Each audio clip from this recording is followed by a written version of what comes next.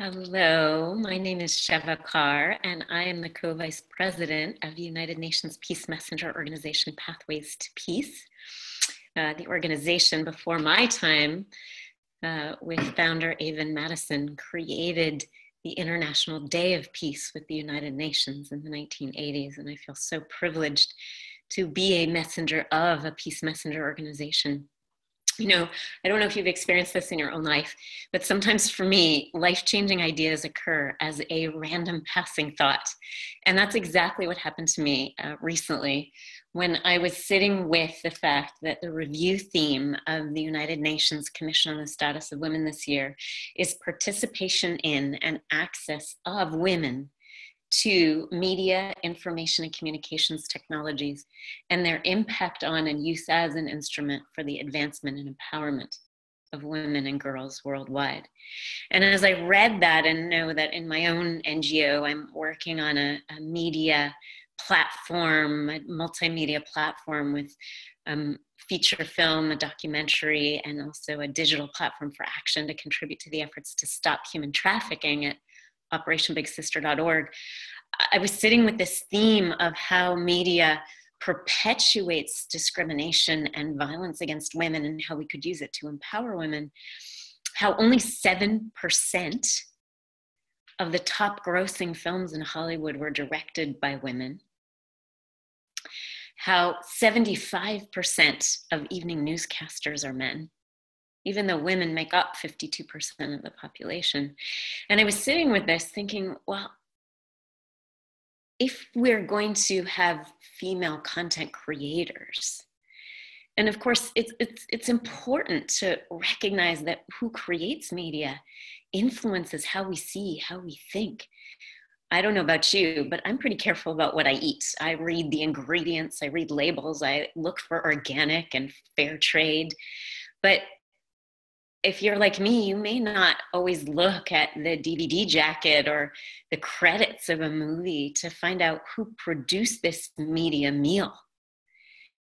And yet, the person producing the media meal can only deliver the consciousness they have, which is perhaps why our storytelling about the past is called history, not herstory.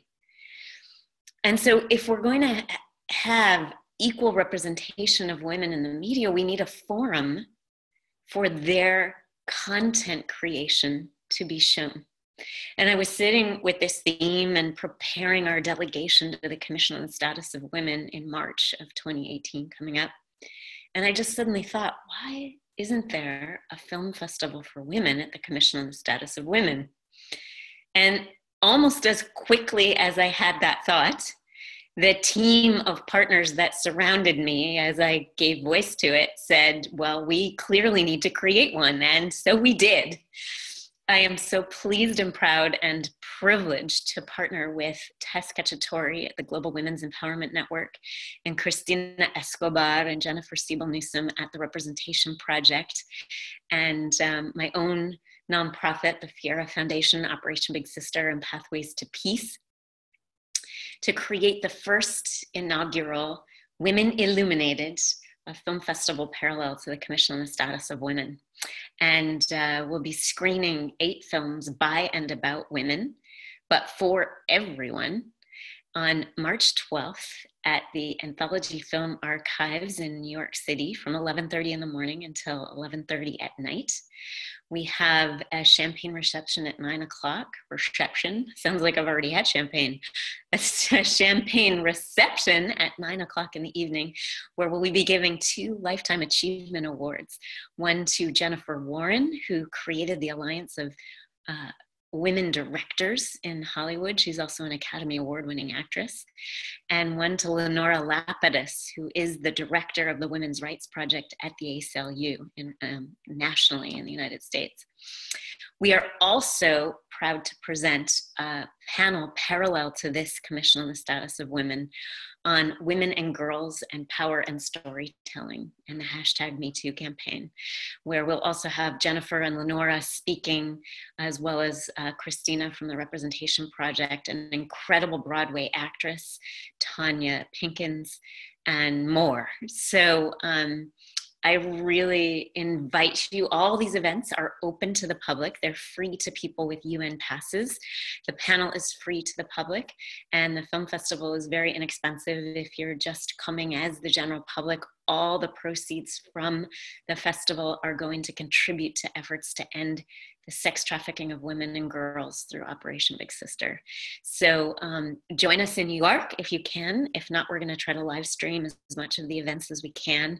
So click here to hop onto our newsletter so you can get information on the Facebook feed and live stream as it comes in.